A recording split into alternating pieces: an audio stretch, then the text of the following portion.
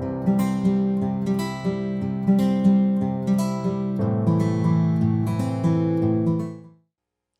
And welcome back to another exciting episode of BBD beyond books, किताबों के परे बातों से भरे। और आज के इस एपिसोड में मैं हूं आपकी होस्ट इशिका सिंह चौहान।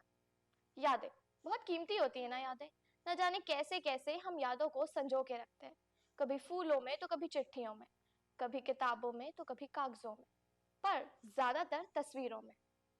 और जब भी हम उन तस्वीरों को देखते हैं ना, तो हमें उस दिन की सारी बैक स्टोरी याद आ जाती है कि उस दिन हमने ये किया था, उस दिन हमने वो किया था। पर क्या कभी आपने सोचा है कि उस कैमरे के पीछे की बैक स्टोरी क्या है? तो आज आपको कैमरे के पीछे की बैक स्टोरी बताने के लिए और आपको ले चलने के लिए लेंस कैमरा फोटोग्राफी की दुनिया में हमारे साथ स्टूडियो में मौजूद है हमारे बहुत ही खास गेस्ट, जो कि ना ही सिर्फ गेस्ट है, हमारे एलुमनाई कम्युनिटी के पार्ट भी हैं, mister Debojit Das. Hello sir. Hi Shikha. तो सर, सबसे पहले अगर हमने बातें शुरू कर दी तो वो तो चलती रहेंगी, पर सबसे पहले आप मुझे ये बताइए, इतने दिनों बाद कॉलेज आके कैसा लग रहा है? क्या आपको आपके कॉलेज डेज के फ्लैशबैक्स आ रहे हैं? जैसे ही मैं कॉलेज बिल्डिंग एंटर किया ना, हम्म। लिफ्ट में चढ़ा और ऊपर अपने फ्लोर तक पहुंचा ना, ये इतने से टाइम स्पैन में ना कितने सारे फ्लैशबैक्स। हम्म। वो 3 साल के सारे फ्लैशबैक, सारी टीचरों से डांट खाना, पढ़ाई करना, एक्टिविटीज करना, सारी चीजें मुझे बिल्कुल back to back back to back back to back बस याद आने लगी थी। और सबसे पहले तो आपको कैंटीन ही दिख गई होगी डिपार्टमेंट में आते हुए। हाँ। कैंटीन के किस्से तो अलग होते हैं। तो सर, कहते हैं कि नाम का काम पर बहुत असर पड़ता है, और कई बार हम चीजों को उनकी टाइटल से ही समझ जाते हैं। पर जब मैंने आपका इंस्टा हैंडल देखा, दैट इज बीइंग बंजारा, मुझे बहुत क्यूरियोसिटी है ये जानने की कि व्हाई बीइंग बंजारा। ना उसकी भी स्टोरी नहीं कॉलेज से ही स्टार्ट होती है। ओके। तो ये बंजारा ना, मेरे जो बैचमेट्स थे उन्होंने मुझे बुलाना शुरू किया था। हम्म। क्योंकि मेरा जब मैंने स्टार्टेड ट्रैवलिंग, तो मेरा इनिशियली ऐसा था कि मैं कोई भी प्लान नहीं करता था। हम्म। मतलब मैंने रात को जैसे कोई यूट्यूब वीडियो देख ली, कोई हम्म। लोकेशन देख ली, बस मैंने इतना कैलकुलेट कर लिया कि मेरे पास अभी जितने पैसे हैं हम्म। उसमें मैं जाके वापस आ सकता हूँ कि नहीं। हम्म। और सडनली नेक्स्ट डे में निकल जाता था। तो ये हम्म। एक बार हुआ, 2 बार हुआ, तो सब मुझे ऐसे मजाक मजाक में, फ्रेंड्स होते हैं ना, हम्म। सारे बुलाने लगे। हम्म। तो जब मैं अपनी फोटोग्राफी पेज बना रहा था ना, मेरे को बड़ा लगा कि कुछ ऐसा चीज बनाऊं मैं हम्म। जो मेरे से रिलेटेड हो। एंड ये वर्ड बंजारा ये बहुत रिलेटेड लगा मुझे उस टाइम के अकॉर्डिंग। तो मुझे आज भी मुझे बहुत रिलेटेड लगता है, मुझे हम्म। बड़ा रिलेटेड लगा। और मेरी लाइफस्टाइल उस समय वैसी थी, जब मुझे जहां जाने का मन करता था हम्म। मैं वहां निकल जाता था। That's why how it came being Banjara, being Banjara. Like आप ट्रैवल करते थे एंड फोटोग्राफी यस अपनी यस करते यस। थे, तो इसलिए आपने being Banjara. That's so nice. Oh my God, आपने कितना सोचा इसके लिए। मैं सोच रही थी लाइक व्हाई बीइंग बंजारा, कुछ फोटोग्राफी से रिलेटेड भी हो सकता था। But nice, unique, creative. BJMC वाले क्रिएटिव होते हैं। Kind of. हाँ, काइंड ऑफ। तो सर, लाइक अब हम बीजेएमसी की बात करें तो आपको पता है ये कोर्स कितना वास्ट है, एंड यहाँ पे करियर ऑप्शंस की कोई कमी नहीं है। करियर ऑप्शंस बहुत सारे हैं। और ये कहावत भी है कि फर्स्ट ईयर में हम कुछ और सोच के आते हैं और यहाँ पे लास्ट ईयर में लोग कुछ और बन के निकलते हैं। तो क्या आपने सोचा था कि आप फोटोग्राफर ही बनेंगे? मैंने तो बीजेएमसी का भी नहीं सोचा था। ओके। मैं तो बीबीडी आया था। हाँ। मुझे इंजीनियरिंग करनी थी पहले तो। बट समहाउ मेरा मन फिर हट गया उसमें से, इंजीनियरिंग से। तो मैं बीबीडी आया, मैं कोर्सेज चेक कर रहा था। हम्म। तो मैं बीजेएमसी एंटर करने के बाद मैंने डिसाइड किया कि मुझे एग्जैक्टली फोटोग्राफी थोड़ी बहुत करता था हम्म। पहले। हम्म। बट बीजेएमसी आने के बाद मैंने बहुत सारी चीजें ट्राई करी। जैसे मैंने हम्म। डॉक्यूमेंट्री एडिटिंग करी, डॉक्यूमेंट्रीज बनाई, हम्म। जर्नलिस्टिक फोटोग्राफी करी, और भी चीजें करी। हम्म। उसके बाद मैं मतलब काफी ट्राई करने के बाद एटलीस्ट 6 महीने के बाद मैंने डिसाइड किया कि भाई फोटोग्राफी का ये जॉनर है जिसको मुझे परस्यू करना है। ओके, मतलब आप इंजीनियरिंग करने आए थे बीबीडी में और फोटोग्राफर बन के नहीं, निकले? बीबीडी में इंजीनियरिंग नहीं करना है। हाँ। इंजीनियरिंग का मेरा, जैसे मेरे सिबलिंग्स हैं ना, मेरे हम्म। कजन सिस्टर्स वगैरह, तो दे आर ऑल इंजीनियर्स। हम्म। तो वो होता नहीं, जैसे आप बचपन से बड़े हो रहे होते हो, जो आपके बड़े कजन्स कर रहे होते हम्म। हैं, घर वाले कहते हैं कि देखो दीदी को देख लो, भैया को देख लो, ऐसा कर रहे हैं वो। हाँ। तो हमारा भी वैसा था कि दीदी को देख, बड़ी दीदी थी हमारी कजन सिस्टर, हम्म। तो वो इंजीनियर थी, तो उनको देख के हमको लगता था कि यही सपना हमारा भी है। हम्म। बट इनिशियली जब आप ग्रो हो रहे होते हो ना, तो आपके सपने चेंज हो जाते हैं। हम्म। जब आप 10th के बाद 11th में आते हो, तो आपको लगता है कि भाई नहीं, वो तब वो करना था, अब ये करना है। और मुझे ओके। लगता है इसमें कोई खराबी नहीं है। हम्म। अगर आपके सपने चेंज हो रहे हैं ना, तो वो ऑब्वियसली, क्योंकि आप इवॉल्व हो रहे हो, तो आपकी अंडरस्टैंडिंग पहले जितनी थी ना, अभी उससे काफी ज्यादा है। हम्म। तो आपको उसको उसको रिजिडिटी के साथ नहीं लेना चाहिए, बहुत फ्लेक्सिबल रहना चाहिए। अगर आपको कोई चीज नई ट्राई करने का मन कर रहा है, हम्म। तो आपको करना चाहिए। इस चीज़ से तो मैं बहुत ज़्यादा रिलेट कर सकती हूँ, क्योंकि मेरे भी सारे कजन्स ने बीटेक किया हुआ है। तो लाइक स्टार्टिंग में बहुत प्रेशर था कि क्या बीजेएमसी कर रही हो, एक काम करो बीटेक कर लो। बट मैंने सोच रखा था, तो लाइक मैंने बोला नहीं, मुझे इसी फील्ड में जाना है। तो देवर लाइक कि अब तुमने सोच लिया है तो कर लो। बट ये प्रेशर तो होता है कि लाइक बीटेक कर लो, ये कर लो। पर हम इस बात पे भी दोबारा आएंगे। तो अभी आपने अपनी बात में शॉर्ट फिल्म का वो किया था, तो हम उस पर बात करते हैं कि मैंने सुना कि आपने फर्स्ट ईयर में ही शॉर्ट फिल्म शूट की थी, एंड अगर मैं गलत ना हूँ तो शायद आपने वो फोन से ही शूट की थी। हाँ, तो जब मैं नया नया आया था, आई हाँ। गेस मेरा सेकंड मंथ ही था, हम्म। और हम लोग इस बिल्डिंग में शिफ्ट हुए थे। हम्म। हम लोग की पहले दूसरी बिल्डिंग में क्लासेस हुआ करती थी, फिर ओके। हम इस बिल्डिंग में जो शिफ्ट हुए थे उसके 10-15 दिन हुए थे। तो मेरे सीनियर्स सारे कोई, हम्म। हमें क्या पता ही नहीं था, हम तो फिर दूसरा महीना है, हम्म। क्या डॉक्यूमेंट्री होती है, कैसे क्या होता है, मतलब देखना अलग बात है और शूट करना वो अलग चीज है। तो मैं देख रहा था कि भाई हमारे सीनियर्स बहुत इन्वॉल्व थे इसमें, हम्म। हमारे टीचर्स भी इन्वॉल्व थे, तो मुझे बड़ा इंटरेस्ट है। मैंने कहा थोड़ी रिसर्च करी, फिर मैंने, अब मेरे पास उस समय I couldn't afford a camera, मेरे पास था भी नहीं उस समय, हम्म। तो मैंने कहा कि यार जो है उसी से करते हैं। So I got a second hand iPhone 6, okay. तो वो मैं अफोर्ड कर सकता था उस समय, तो मैंने वो खरीद लिया। उससे मैंने डॉक्यूमेंट्री बनाई थी। ओह माय गॉड, लाइक आपने सेकेंड हैंड फोन लिया सिर्फ फिल्म शूट हाँ, करने के से मतलब बेसिकली लिए। ओह माय मुझे क्योंकि उससे स्ट्रीट फोटोग्राफी करनी थी थोड़ी बहुत, गॉड। एंड उससे थोड़ा वीडियोस भी अच्छी बनती थी। हम्म। उस टाइम पे आईफोन्स, मतलब जो नए नए इनिशियली हाँ फोन्स हाँ। थे, एंड्रॉइड फोन्स थे, उससे काफी अच्छा आउटपुट था आईफोन का। आज भी उस टाइम पे नहीं, आज हाँ बस, भी। हाँ तो हाँ। ये थोड़ा तो है। हाँ। तो इसीलिए मेरे को ये लगा कि हाँ, नया तो नहीं खरीद सकते थे, हम्म। नया अफोर्ड नहीं कर सकते थे, हम्म। तो सेकंड हैंड खरीद लिया था सिर्फ फोटोज और वीडियोस के लिए। तो अगर आप हमें अपनी शॉर्ट फिल्म की थोड़ी सी लाइक कुछ बात बताएं कि क्या स्टोरी थी उसकी। वो शॉर्ट फिल्म जो थी वो वेस्ट मैनेजमेंट पे थे basically, okay. Garbage waste management. मुझे भी उतना क्लियरली याद नहीं है, बहुत साल हो चुके हैं, हाँ। बट जितना मुझे अभी याद है it was on waste management और समथिंग लाइक दैट। ओके। और वो आपने कहाँ पे शूट की थी। हमने ना जहाँ पे जो पूरा प्रोसेस होता है ना हाँ। गार्बेज का, वो डॉक्यूमेंट कर रहे थे। तो हम अलग अलग जगह पे गए थे, अलग अलग जी। इंडस्ट्रीज जहाँ से उनके वेस्ट डिस्पोज होता है। हम्म। भाई मुझे तो याद है, ये हमारे लखनऊ में जनेश्वर के पास एक बहुत बड़ा डंप यार्ड है। ओके। उस डंप यार्ड के अंदर बीच में खड़े होकर भी हमने शूट किया हुआ है। हम्म। बिल्कुल, तो वो तो काफी, मैं अभी आपने बोला तो मैं तो बिल्कुल पीछे फ्लैशबैक में गया लाइक पूरा याद फ्लैशबैक। करने। हाँ। तो लाइक फोन कैमरा से, लाइक फोन के लेंस से आज कैमरा लेंस तक की जो कहानी है, लाइक क्या क्या स्ट्रगल रहा, क्योंकि अभी हम लोग भी स्टूडेंट ही हैं, हम भी सब कुछ कैमरे से शूट करते हैं, बाकी डिपार्टमेंट के कैमरे से हम लोग करते हैं जो भी सीखते हैं। बट आपने जो बताया कि लाइक अब तो आप फोटोग्राफर है तो आपके पास काफी सारे कैमरास होंगे, लेंस होंगे, तो क्या थी इसके पीछे की कहानी, इतना स्ट्रगल जो रहा। एक चीज जो मैं सबको बताना चाहूंगा ना, इनिशियली जो भी हमारे जूनियर्स है, जो भी फोटोग्राफी में इंटरेस्ट है या किसी भी चीज में इंटरेस्टेड है, मैं कहता हूँ स्टार्ट करो, कहीं से भी हो। आपके पास आईफोन भी नहीं अफोर्ड कर सकते कोई बात नहीं, एंड्रॉइड फोन अफोर्ड कर सकते हो, उससे स्टार्ट करो। एक चीज इसमें और भी, लोग कहते हैं इक्विपमेंट मैटर नहीं करता, करता है, बहुत वो मैटर करता करता है। है। बट आप ये सोच के चलोगे कि भाई मेरे पास ये इक्विपमेंट आएगा तभी मैं ये चीज करूंगा, उसमें कोई लॉजिक नहीं है। आप इनिशियली आपके पास जो भी है आप उससे स्टार्ट करो। मैं आज भी मैं फोन फोटोग्राफी भी करता हूँ, मेरे पास कैमरा है, मैं एरियल फोटोग्राफी भी करता हूँ, मेरे पास ड्रोन है, सब कुछ है, बट स्टिल मैं फोन फोटोग्राफी भी करता हूँ, मैं फोन से भी वीडियोस बनाता हूँ।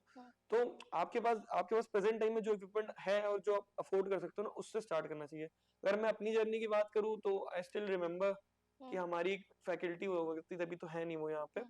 तो इनिशियली ना मेरे को अफोर्ड नहीं कर सकता था, तो मैंने जब प्रोफेशनली काम करना स्टार्ट किया ना, कई बार तो मैंने उनसे लिया है कैमरा, मांगा है उनसे, कई बार रेंट भी किया है उनसे। उसके बाद मेरा पहला कैमरा मुझे जो याद है वो था निकॉन का D5600, ओके। है ना। आपको मैंने, याद भी है। हाँ मतलब मैंने किसी तरह उसको पैसे बचा के, 50-55 हजार का वो आता था किट लेंस के साथ, 2 लेंस का, जितना याद है मुझे।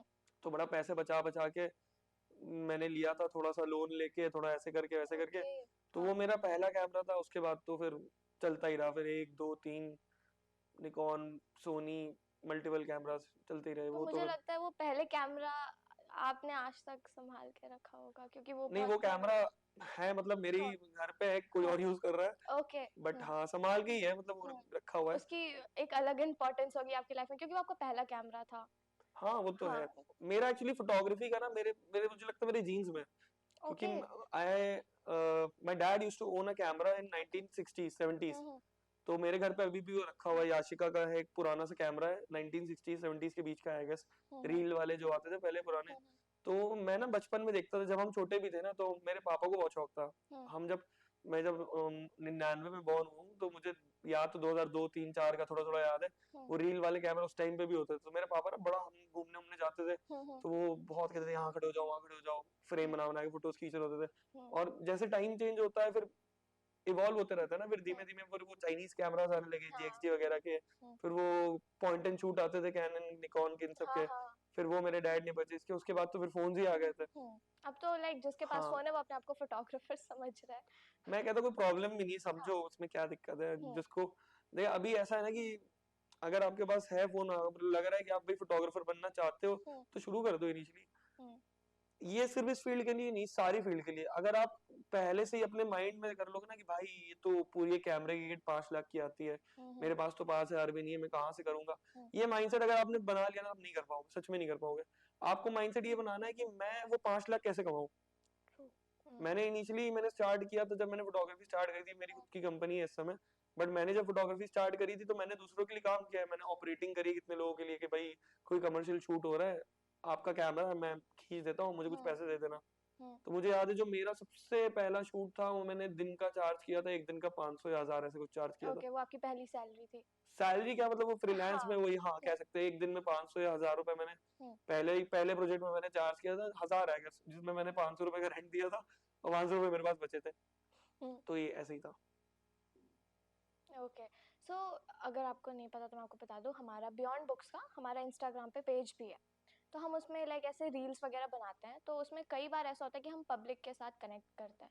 तो हम उससे पहले उनसे कंसेंट लेते हैं कि लाइक हम ऐसी रील बना रहे हैं, हम क्या आपको इसमें मतलब आपकी क्लिप यूज कर सकते हैं। तो लाइक वो 15 सेकंड की रील होती है, पर उसके लिए भी हम उनसे कंसेंट लेते हैं। तो आप तो इतने बड़े फोटोग्राफर हैं, आप लोगों की पिक्चर्स क्लिक करते हैं, तो क्या आप भी इस टाइप की डिफिकल्टीज फेस करते हैं? होती है कई बार, रिजेक्शन तो बहुत कॉमन सी बात है। जैसे मैं बताऊं, पोर्ट्रेट फोटोग्राफी में ज्यादा होता है। बहुत लोग साफ मना भी करते हैं हाँ हाँ करना। बहुत करते हैं, बहुत हम्म, करते हैं भाई, बेइज्जती भी हो जाती है, बट ये दिमाग से निकालना पड़ेगा कि बेइज्जती हो रही है। हम्म, आप किसी के पास गए, अब जैसे कई बार होता है कि अब आप फॉर एग्जांपल बनारस चले गए, भाई हम्म, आपने कोई साधु देखा, हम्म, और मुझे लगता है ना इस चीज को रिस्पेक्ट भी करना चाहिए। अभी क्या है ना, अभी की जनरेशन कंटेंट के पीछे भाग रही है हम्म, कि भाई कोई मना भी कर रहा है तो खींच ले रहे हैं, क्यों नहीं खींचनी भाई, अगर उसने मना कर दिया तो आपको उसकी फोटोज नहीं लेनी है। हम्म, अब जैसे मैं कमर्शियल काम करता हूँ तो सामने वाला पैसे ही दे रहा है मुझे फोटो खींचने के लिए। मुझे ये डिफिकल्टी फेस होती है स्ट्रीट फोटोग्राफी में। हम्म, स्ट्रीट में या एनवायरमेंटल पोर्ट्रेट जब मैं क्लिक करता हूँ, मैक्सिमम टाइम मतलब 50-50 का रेशियो होता है। बहुत सारे लोग हाँ कह देते हैं, बहुत सारे लोग मना कर देते हैं। अब मना कर देते तो फिर हम नहीं खींचते। मतलब ये चीज ना बहुत सॉर्टेड होनी चाहिए आपके दिमाग में, क्योंकि जितना मेरे को आइडिया है हम्म, इंडिया में तो तब भी थोड़ी सी लीनियंसी है कि आपने किसी की खींच ली भाई, कहीं यूज कर ली, अपलोड कर दिया, कोई बात नहीं। बट आप बाहर जाओगे तो उसका बहुत ज्यादा आपको जो है ना इम्पैक्ट, बहुत गलत इम्पैक्ट पड़ सकता है। तो ये एक चीज है जो मुझे अभी मेरी परसों की बात है मैं मेरा क्या सीन है, मैं अपना फोन रखा रहता हूँ हमेशा। मुझे जब भी कोई अच्छा लगता है, कुछ पोर्ट्रेट अच्छा लगता है या कुछ भी अच्छा लगता है, कोई खड़ा है या कोई अच्छा सा फ्रेम बन रहा है, मैं चला जाता हूँ। तो मैं ऐसे ही, कोई एक सब्जी वाला था तो बड़ा अच्छा सा बिल्कुल कलरफुल सब्जियां लगी हुई थी, जी, तो मैं चला गया उसके पास खींचने। तो मैंने फोन निकाला, मैंने उससे पूछा कि भैया मैं फोटो ले लूं। उन्होंने बोल दिया कि नहीं भैया फोटो नहीं। मैंने एक और बार ट्राई किया, मैंने कहा भैया एक फोटो ले लेता हूँ, छोटा सा दिखोगे बिल्कुल फ्रेम में। हाँ। तो बोला नहीं नहीं भैया नहीं लेनी। तो बस मैं हट गया, मैंने नहीं ली। तो लाइक अब जब सोशल मीडिया की बात हो ही रही है, तो लाइक कुछ सालों में मुझे ऐसा लगता है सोशल मीडिया का इम्पैक्ट लाइक ज़्यादा ही बढ़ गया लोगों पे, और आजकल आपको हर प्रोफेशन के लोग मिलेंगे जो सोशल मीडिया पे अपने प्रोफेशन को प्रमोट करते हैं। तो क्या आपको लगता है कि सोशल मीडिया का इम्पैक्ट फोटोग्राफी पे कुछ पड़ रहा है? बिल्कुल बढ़ रहा है। हम्म, मैं अपना बताऊं, मैंने 1 साल का गैप दिया था सोशल मीडिया में, मैं कुछ कंटेंट नहीं डाल रहा था, हम्म, बिकॉज मैं फिगर आउट कर रहा था कि मेरा कंटेंट किस पे बायस्ड होना चाहिए। सोशल मीडिया तो बहुत अच्छा है ग्रोथ के लिए, अगर आपको पैसा भी बनाना है, वो ग्रो भी करना है, उसके लिए बहुत अच्छा है। बट चॉइस होती है। अब जैसे मैं ना बीच में कंटेंट बना रहा था सोशल मीडिया के अकॉर्डिंग, थोड़ा बहुत बनाया, फिर ना मेरे अंदर डाउट आया कि मैं कंटेंट बना किसके लिए रहा हूँ। बीइंग अ फोटोग्राफर मुझे ऐसा लगता है कि मेरा कंटेंट किसी प्लेटफॉर्म बायस नहीं होना चाहिए। अभी हम्म, आज की जनरेशन हमारी कोई गलत, अगर आप प्लेटफॉर्म बायस कंटेंट बना रहे हो उसमें भी कुछ गलत नहीं है, बट आपको क्लैरिटी होनी चाहिए कि आप कर किसके लिए रहे हो। अब जैसे मेरा सीन है, मेरे को अभी इतना समझ में आ गया है, थोड़े कुछ महीनों में मैंने अपने आप को टाइम दिया और अपने आप से पूछा हम्म, कि मेरा कंटेंट मुझे कैसा चाहिए। तो मेरा कंटेंट मुझे जो खुद से मेरा जवाब मिला ना, मुझे कंटेंट ऐसा बनाना है जो एवरग्रीन हो। हम्म, भाई आप मोनालिसा की पेंटिंग देखते हो तो आज भी देख रहे हो, 10 साल पहले भी पहले लोगों भी ने देखा, देख रहे 50 साल बाद भी लोग देखेंगे।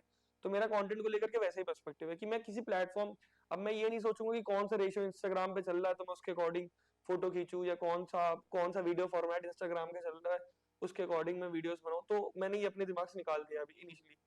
मैं बाकी चीजों में ज्यादा फोकस कर रहा हूँ कि भाई मेरी फोटो का रेशियो जनरली सही होना चाहिए, मेरी फोटो की फ्रेमिंग अच्छी होनी चाहिए, मेरा फोटो जो है, हैं। क्योंकि अभी मैंने जब एग्जिबिट किया तो मेरे को ये चीज और समझ में आई कि है वैसी ऑडियंस भी है जो सोशल मीडिया में आपको ऑडियंस देख रही है, उसके अलावा भी आप अगर आप फोटोग्राफर हो तो आपके पास और भी, हाँ सोशल मीडिया के अकॉर्डिंग कम रेंज है उसकी, भाई उसकी ऑडियंस कम है बट वो है। फॉर एग्जाम्पल जैसे आप कोई बुक बना रहे हो, बुक पे काम कर रहे हो, तो भाई बुक के लिए आप कंटेंट बनाओ, है ना। आपने जो बुक बना ली, एक बार बना ली, वो बन गई, फिर वो कभी कहीं जाएगी नहीं। अगर वो बिकना भी बंद हो गई, स्टिल वो है डॉक्यूमेंटेड कि भाई एक बुक ऐसी निकली हुई है मार्केट में। और same goes for exhibitions also. भाई आप एग्जिबिट कर रहे हो अपनी इमेजेस, अपने अकॉर्डिंग आप एग्जिबिट कर सकते हो कि भाई जो भी रेशो हो। तो मेरा तो ऐसा मानना है कि आपको खुद से पूछना चाहिए कि आप बना किसके लिए रहे हो कंटेंट। फॉर मी, मैं बना रहा हूँ कंटेंट जो एवरग्रीन हो। तो आपके हिसाब से लाइक क्वालिटी और quantity, what quality, matters? Quality. Quality. Hmm. मैं अभी ट्रैवल करता हूँ ना कभी, हम्म। तो मेरा हमेशा ऐसा तो कोई टारगेट नहीं रहता, बट मुझे ऐसा लगता है कि मैंने चाहे कितने ही पैसे क्यों ना अपने ट्रैवल वेंचर पे खर्चा किया हो, पर मुझे ऐसा लगता है कि मुझे अगर एक दिन में एक फोटो भी मिल गई ना, यूनिक या अच्छी फोटो मिल गई, मेरे लिए बहुत है। मेरी अगर 10 दिन की ट्रिप है ना, 6-7 फोटोज भी, मुझे 5 फोटोज भी मिल गई ना, तो बहुत है। मुझे ऐसा लगता है ना, ये टाइम के साथ आता है, ये आपके दिमाग में बाइफरकेशन ना टाइम के साथ आता है। हम्म। इनिशियली जब आप शुरू कर रहे होते हो ना, तब तो आपको सब खींचना होता है, ये भी खींचना, ये भी खींचना, ये भी खींचना, ये भी खींचना, बस भरते रहो कंटेंट। बट जब आप थोड़ा प्रैक्टिस करते रहते हो, थोड़ा इवॉल्व होते रहते हो, तब आपको समझ में आता है नहीं, भागना इंपॉर्टेंट नहीं, ऑब्जर्व करना इंपॉर्टेंट है। ट्रू।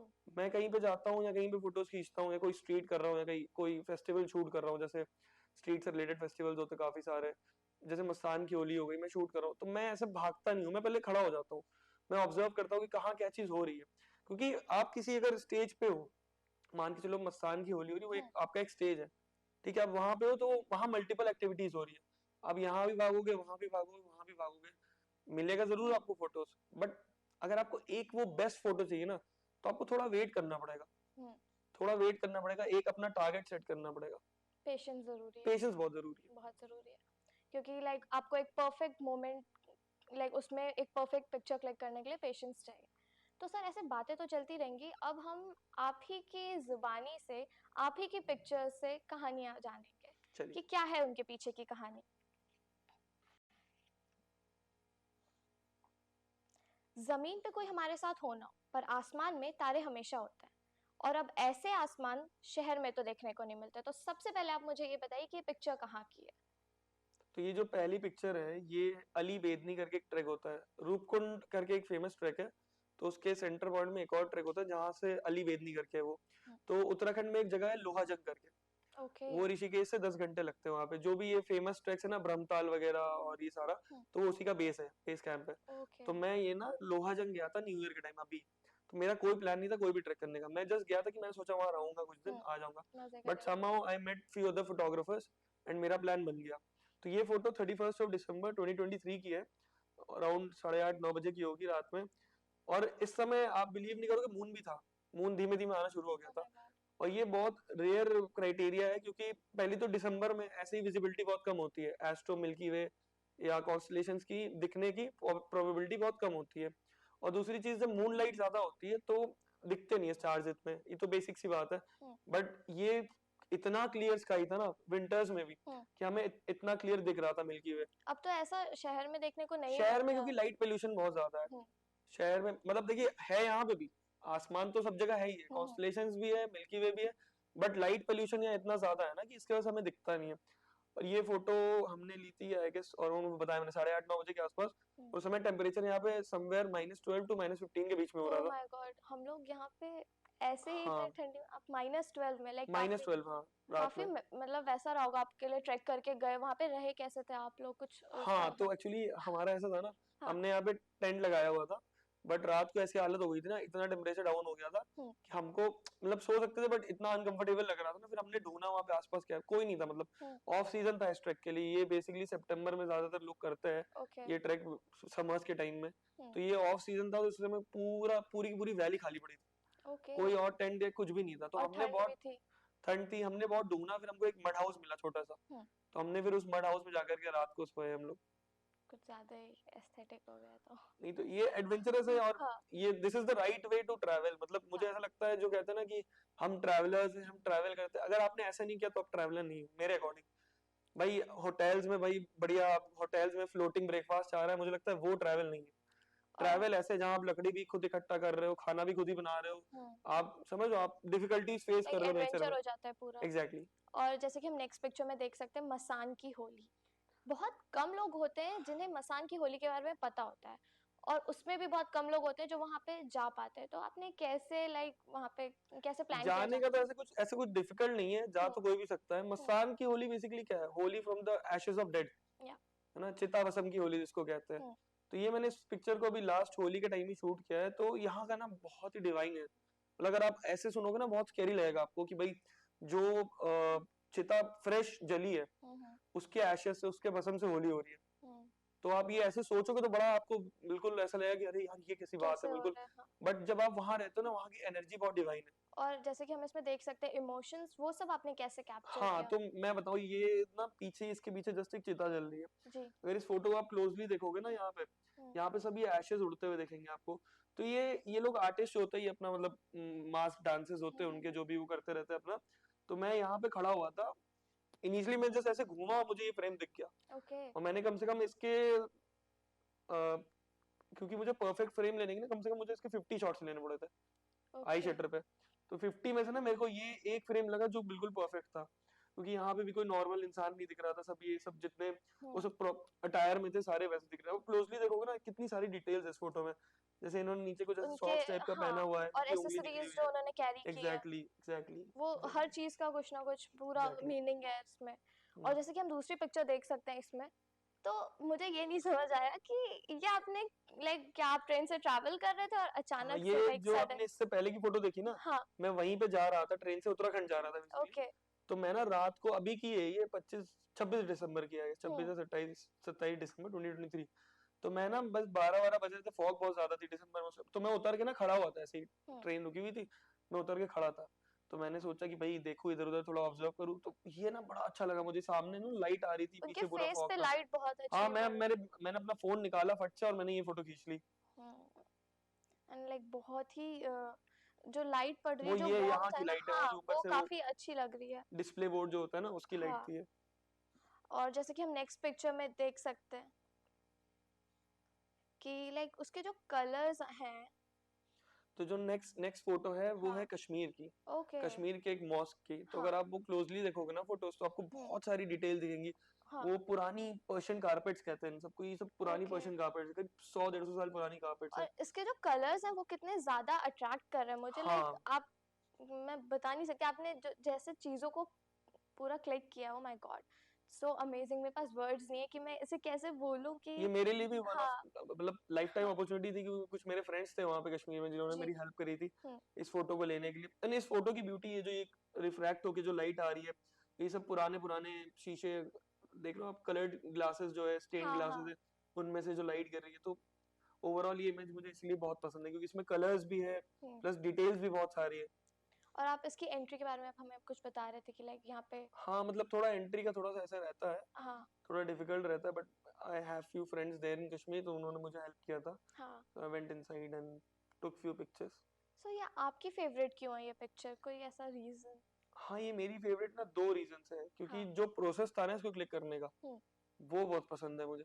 मतलब पसंद है इसके इन जनरल ऐसे है प्रोसेस कि मैं जब एंटर हुआ था ना, तो क्योंकि because I was not from the same religion, तो मेरा ये था ना कि मैं किसी को डिस्टर्ब ना करूं।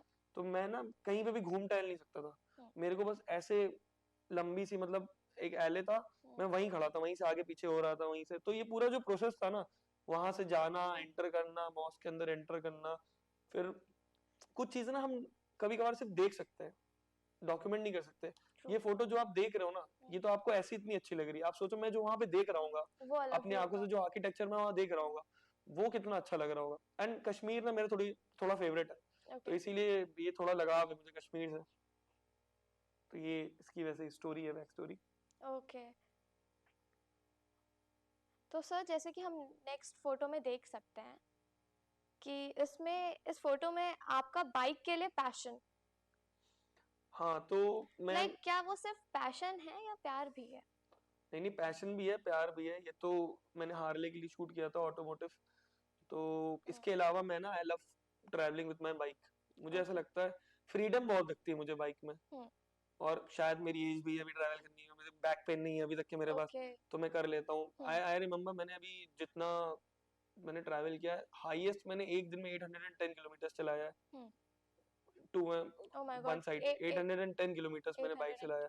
तो बाइक से तो मेरा नेक्स्ट लेवल का प्यार है, वो तो बाइक पता से तो मेरा चला। बहुत ज्यादा प्यार है। हम्म। क्योंकि मुझे ऐसे बाइक बाइक में क्या होता है ना, कार में बहुत ऐसा कुछ, कार में सेफ्टी है सब कुछ है, बट जब आप सोचो, इमेजिन करो एक बार आप लद्दाख में हो या कोई ऐसी जगह हो जहाँ बीच में सड़क है और दोनों तरफ सिर्फ वादियां ही वादियां है, आप सोचो क्या वो एक्सपीरियंस ही क्या है, क्या मतलब आप व्यू। बीच में व्यू हाँ। सोचो, आप बिल्कुल पैनोरामिक व्यू आ रहा है आपके हम्म। पास, और जैसे जैसे आप वैसे एक वो डॉली जूम इफेक्ट कहते हैं ना, रियल हम्म। लाइफ में आपके आंखों को दिख रहा है कि आप क्लोज बढ़ते जा रहे हो, सेम हम्म। सोचो आप किसी बीच बीच के आसपास हो, क्लिफ पे किसी बाइक चला रहे हो, एक साइड में आपके पहाड़ दिख रहा है छोटे छोटे, हम्म। एक साइड में आपको बीच दिख रही है, मतलब नेक्स्ट लेवल एक्सपीरियंस है वो।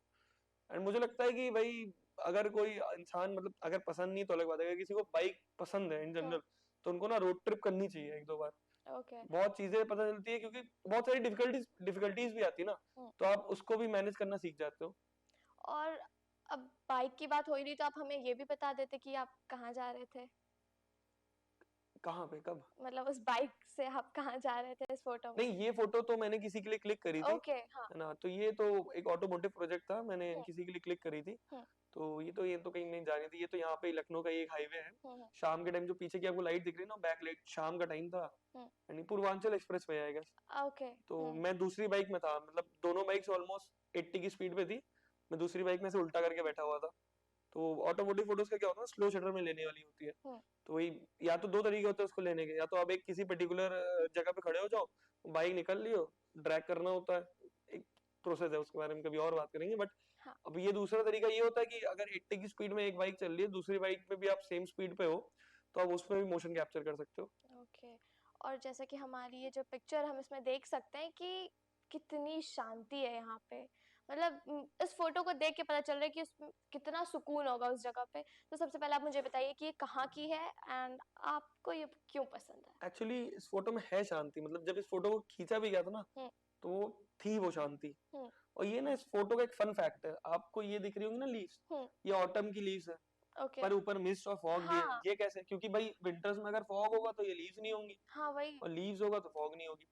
ये जो ट्रांजिशन पीरियड होता है ना, विंटर से समर वाला जो हम्म। ट्रांजिशन पीरियड होता है ना, ये उस टाइम की फोटो है। ओके, सो मतलब आप काफी प्लान करके गए मैं थे। करीब 4 बार गया हूँ कश्मीर, तो मैं ओके। जब थर्ड टाइम में जब कश्मीर से वापस जा रहा था ना, हम्म। तो जाते वक्त मैंने ये देखा था कि हम्म। ऐसा कुछ फिनोमेना है, बट उस समय मैं जा रहा था तो मैंने खींच नहीं पाया वैसे कुछ। हम्म। तो नेक्स्ट टाइम मैं गया ही उस टाइम पे था, मैं गया था आई गेस मार्च वार्च के टाइम में, फेब एंड या मार्च के टाइम में, जब ट्रांजिशन पीरियड होता है, तो उस टाइम पे गया था, तब मुझे ये पिक्चर मिली थी।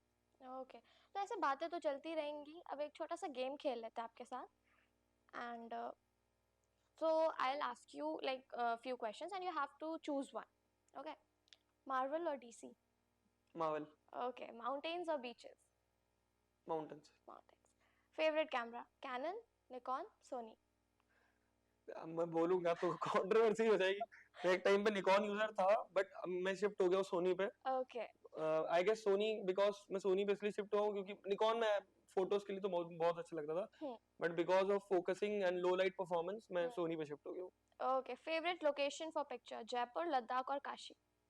जयपुर, लद्दाख और काशी, मैं ना दो में कंफ्यूज हूँ, मतलब लद्दाख और काशी, Hmm. क्योंकि काशी मेरी आत्मा काशी बोल रही है, मेरा दिमाग लद्दाख बोल रहा है, तो मैं थोड़ा सा दिल और दिमाग के बीच में ना कंफ्यूज हो गया, दिल दिल बोल रहा है कि काशी, Hmm. दिमाग बोल रहा है लद्दाख, तो दोनों थोड़ा थोड़ा सा डिफरेंट भी तो हो जाते हैं दोनों। हाँ.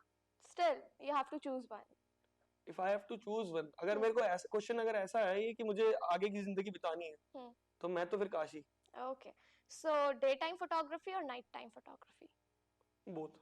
Okay. Choose one. You have to choose one. How I can choose one, मेरे को दोनों पसंद है, मतलब जैसे मुझे एस्ट्रो करनी भी पसंद है, Hmm. और सनसेट के टाइम में लैंडस्केप लेना भी पसंद है, मॉर्निंग में भी पसंद है, तो ऐसे मैं एक नहीं चूज कर सकता यार, इसमें तो बड़ा डिफिकल्ट क्वेश्चन हो गया मेरे लिए। Okay, last question is favorite type of photo shoot? Wedding, cultural or travel?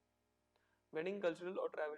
Travel के अंदर तो कल्चरल आ ही गया, ट्रैवल। हाँ, but still like I mean to all three, but मैं, मेरा फेवरेट है ट्रैवल, ट्रैवल के अंदर फेस्टिवल्स भी आ गए, स्ट्रीट भी आ गया, लैंडस्केप भी आ गया। ओके, सो गेम तो खत्म हो गया, बट अब मैंने एक मूवी देखी है और मुझे लगता है यहाँ पे और भी लोगों ने, सबने देखी होगी, आपने भी देखी होगी, उससे रिलेटेड मुझे आपसे एक सवाल पूछना था कि लाइक 3 इडियट्स में फरहान कुरैशी होता है, उसे वाइल्ड लाइफ फोटोग्राफर बनना था और उसके पेरेंट्स कहते हैं कि like photography is not a stable job, इधर पैसे नहीं है, बीटेक कर लो खुश रहोगे। सो क्या ऐसा कुछ आपके साथ भी हुआ था या फिर आपकी फैमिली ने सपोर्ट किया? यार मेरी फैमिली स्टोरी ना थोड़ी अलग है, hmm. Because when I was in 10th my dad died, okay. So after I have started working after 10th only. Okay. तो मैंने अपनी मतलब सारी फीस वगैरह काफी मतलब अपने से ही दी है ओके। मोस्टली। हम्म। तो मेरा ऐसा था ना कि भाई ठीक है, मतलब मेरे मॉम का ऐसा था कि भाई जो भी कर रहा है, क्योंकि जब आप उस स्टेज पे आ जाते हो ना, जब आप खुद का ख्याल खुद रख रहे होते हो और धीमे धीमे आप फैमिली का भी ख्याल रखने लगते हो, तो फिर वो क्वेश्चंस आते ही नहीं ना कहीं, क्योंकि उनको लगता है कि भाई जब ये इतना कर रहा है तो जो भी इसने डिसीजन लिया होगा बहुत सोच समझ के लिया। इस साइड से तो मैं अपने फैमिली से कभी भी वो नहीं हुआ, क्योंकि मेरी मॉम ने मुझे हमेशा ही सपोर्ट किया है। और कभी आज की तारीख में भी कभी कोई चीज करनी होती तो हम वो रिस्पेक्ट देते हैं। मुझे ऐसा लगता है ना कि माँ बाप कभी हमारा बुरा नहीं चाहते, क्योंकि हमारी जो अंडरस्टैंडिंग है ना, हम जिस जनरेशन में है, सॉरी, हमारी जो अंडरस्टैंडिंग है वो उनकी अंडरस्टैंडिंग से डिफरेंट है। उन्होंने वो चीजें नहीं देखी, उन्होंने अभी भाई हम इवॉल्व जनरेशन है, ठीक है, तो हमने चीजें देखी है, हमको समझ में आती, उन्होंने नहीं देखी, उनको समझ में नहीं आती। हम इस चीज में रिजिड हो जाते हैं कि हमारे माँ बाप, अरे भाई कोशिश करो समझाओ, क्योंकि उन्होंने वो चीज नहीं देखी है। अब इनिशियली सोचो आप कि भाई अब मैं जाता, आज से 10 साल पहले मैं जाऊं, मैं मैं ऐसे तो मैं फोटोग्राफर हूँ, अगर मुझे गेम्स में इंटरेस्ट हो तो मैं जा करके अपने घर पे बोलूँ कि भाई मुझे फुल टाइम गेमर बनना है, तो उनके अंडरस्टैंडिंग में ही नहीं है भाई, उन्होंने देखा ही नहीं क्या होता है गेम्स का मतलब, टाइम पास होता है उनके लिए, उनके लिए वो टाइम है ना, पास है। उनके लिए टाइम पास होता है, तो उनको आपको करके दिखाना पड़ेगा। पहले ही आप वहां पे रिबेल बन जाओगे कि नहीं मैं तो घर छोड़ दूं, मैं ये कर लूं, ऐसा कुछ नहीं, करके दिखाओ ना। थोड़ा टाइम छुपा के करो, थोड़ा करो, मतलब कुछ अचीव करो थोड़ा उस फील्ड में। लाइक अगर आप उन्हें अचीवमेंट्स दिखा रहे हैं और दिखाने के लिए अचीवमेंट हाँ में आप ग्रोथ कर रहे दिखाओ, हैं, आप ग्रोथ अचीवमेंट, दिखाओ। अचीवमेंट तो थोड़ा गलत वर्ड हो गया, ग्रोथ, हम्म। ग्रोथ दिखाओ आप अपनी, कि भाई देखो पापा मैं आपको समझ में नहीं आता बट मैं ऐसा कर रहा था, हम्म। मैं ऐसे से ऐसा करने लगा, इतनी ग्रोथ हो गई मेरी, तो उनको ग्रोथ दिखाओ ना, उनके अंडरस्टैंडिंग में वो चीज लाओ। हम्म। और जैसे कि हमें हाल ही में पता चला कि आपने जहांगीर आर्ट गैलरी में आपकी पिक्चर्स एग्जीबिशन के लिए लगी थी। हर फोटोग्राफर का सपना होता है कि वहां पे अपने काम को देखने का, लाइक जहांगीर आर्ट गैलरी में। तो कैसा था वो एक्सपीरियंस, अपने सपने को हकीकत में बदलते हुए देखना? ओ माय गॉड, ये तो बहुत बहुत ही अच्छा एक्सपीरियंस। मैं सच बताऊं, मैं जिस एज में हूँ ना वहाँ पे, उस एज के मैंने बहुत कम लोगों को देखा है। मेरे साथ जो एग्जिबिट कर रहे थे सारे मेरे से बहुत एज में बड़े थे और सब रिनाउंड लोग थे, तो मेरे लिए तो लाइफ टाइम एक्सपीरियंस हो गया कि मैंने, मेरे लिए सबसे बड़ी चीज तो ये हो गया कि पहले तो मेरा सपना था, एग्जिबिट करना ही मेरा सपना था। मैंने जब फोटोग्राफी स्टार्ट करी थी ना, मेरा ये सपना नहीं था कि मैं इंस्टाग्राम पे फेमस हो जाऊं, मेरा हमेशा से ये सपना था कि मैं अपनी फोटोज को, जो उसकी जनता है असलियत में, जो उस चीज को समझना चाहती है, मैं उनको दिखा पाऊँ, उनके बीच में लेके जा पाऊँ। तो जहांगीर में एग्जिबिट करना was like dream come true. Dream come तो ट्रू। मैं जब वहाँ खड़ा था ना, जब फर्स्ट डे मैं वहाँ खड़ा था, मेरे लिए ना बिल्कुल सपने जैसा था वो, कि लोग आ रहे हैं पूछ रहे, मतलब मैंने ये देखा कि मुंबई में 12-12 13-13 साल के बच्चे भी बहुत इंटरेस्ट ले रहे हैं, भाई ये कहाँ की फोटो है, ये कहाँ की फोटो है। एंड वो एक्सपीरियंस ना मैं बता के नहीं बता सकता कि वो मेरे लिए क्या था।